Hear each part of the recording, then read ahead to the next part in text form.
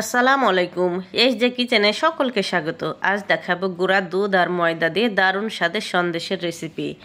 এই সন্দেশটা বানানো খুবই সহজ। আশা করছি আজকের রেসিপিও ভালো লাগবে। প্রথমে এখানে 1 কাপ ময়দাকে আমি টেলে নিচ্ছি। হালকা করে এই ময়দাটাকে টেলে নেব। আবার কেউ চাইলে এই ময়দাটা কাঁচাও ব্যবহার করতে পারেন। আমার ইউটিউব চ্যানেল থেকে দেখলে এখনও পর্যন্ত যারা সাবস্ক্রাইব করেননি তারা প্লিজ আমার চ্যানেলটাকে সাবস্ক্রাইব করবেন। আর আমার ফেসবুক পেজ থেকে দেখলে আমার চ্যানেলটাকে ফলো দিয়ে রাখতে পারেন। এরকম নতুন ভিডিও আপলোড দিয়ে সাথে সাথে পেয়ে যাবেন সবার আগে। আমি ময়দাটাকে হালকা করে টেলে নিয়েছি। কতক্ষণ পর্যন্ত ময়দাটা টেলে নেবেন, দেখবেন ময়দাটাতে গুটি পেকে যাচ্ছে বা দলা পাকিয়ে যাচ্ছে, তখন বুঝবেন ময়দাটা ভাজা হয়ে গেছে। ময়দাটা ভাজা হয়ে গেছে। এখন আমি এই পর্যায়ে ময়দাটাকে ঢেলে নিচ্ছি। ময়দাটাকে আমি একটু চেলে নেব, যেহেতু এখানে ময়দাটা দলা পাকিয়ে আছে সেজন্য আমি একটা ছাকনাতে নিয়ে ময়দাটা চেলে নিচ্ছি। ময়দাটাকে চেলে নেওয়ার চেষ্টা করবেন, এতে ময়দার ভেতরে যে দলাটা আছে সেটা ভেঙে যাবে আর সন্দেশগুলো খুবই ভালো হবে। দেখুন কতটা দলা পাকানো। এগুলোকে আমি এখন ফেলে দেব। আর ময়দাটা একদম ঝরঝরে হয়ে গেছে। আর সেম প্যানে আমি এখানে দিচ্ছি 1 কাপ পরিমাণ চিনি। 1 কাপ চিনির সাথে এখানে দিব আমি হাফ কাপ পরিমাণ পানি।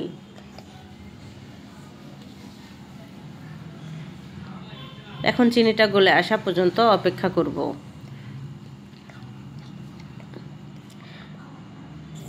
চিনিটা গলে গেছে। এখন দেখুন আমি আঠালোটা দেখিয়ে দিচ্ছি। এই যে সামান্য একটু চিটচিটে ভাব আসলে আমি চুলার আঁচটা অফ করে দেব।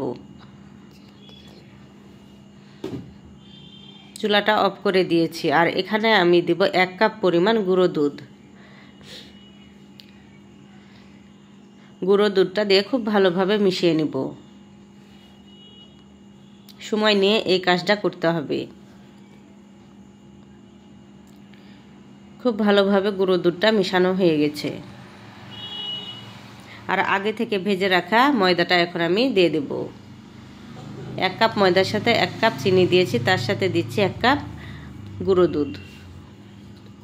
ময়দাটা দিয়ে এখন খুব ভালোভাবে মিশিয়ে নিব। সময় নিয়ে এগুলো মিশিয়ে নিতে হবে। আর সবগুলো উপকরণ যেহেতু একসঙ্গে হয়ে যায় খুবই আঠালো হয়, মিশানোর কাজটাও একটু কষ্টকর হয়। আর এই পর্যায়ে আমি এখানে দিব ঘি। আপনারা চাইলে এখানে বাটারও ব্যবহার করতে পারেন। আমি এখানে 2 চামচ মতো ঘি দিচ্ছি। এখন আবারও খুব ভালোভাবে মিশিয়ে নিব।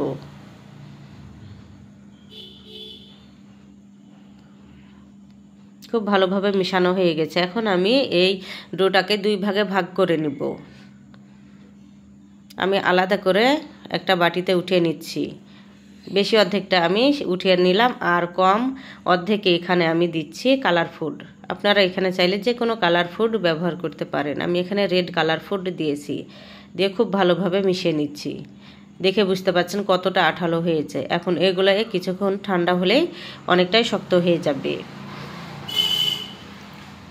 আর এগুলোকে আমি সরাসরি নিয়েছি পলিথিনের উপর। খুব ক্লিন নতুন পলিথিনের উপর এগুলোকে আমি নিয়েছি। সাদা মিশ্রণটার এখন আমি একটা রুটি বানিয়ে নিব। তার উপর একটা পলিথিন দিব, দিয়ে একটা বেলনি দিয়ে রুটিটা বেলে নিচ্ছি।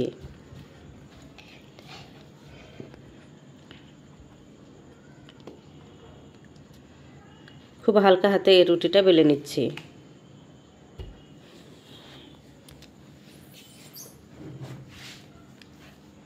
রুটিটা তৈরি করা হয়ে গেছে। এখন উপর থেকে পলিথিনটা উঠিয়ে নিয়ে এটাকে একটা সাইডে সরিয়ে রাখছি।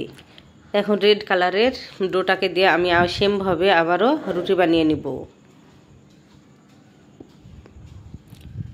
হাত দিয়ে লিচিটা আমি ঠিক করে নিচ্ছি। এখন আবারও উপর দিয়ে পলিথিন দিয়ে আমি একটা বেলনি দিয়ে রুটিটা বেলে নিব। সাদা রুটিটা যত বড় হয়েছে ঠিক সেই মাপে আমি এই রুটিটাও তৈরি করে নিচ্ছি। আর এখন 2 রুটি আমি একসঙ্গে জয়েন্ট করে দিয়েছি। সাদা রুটির ওপর আমি রেড কালার রুটিটা দিয়েছি। দিয়ে এখন রোলের মতো করে জড়িয়ে নিব। এই কাজটা করা খুবই সহজ। পলিথিন দিয়ে এই কাজটা করতে হবে, না হলে হাতে লেগে যেতে পারে। এভাবে করে আমি রোলটা তৈরি করে নিলাম।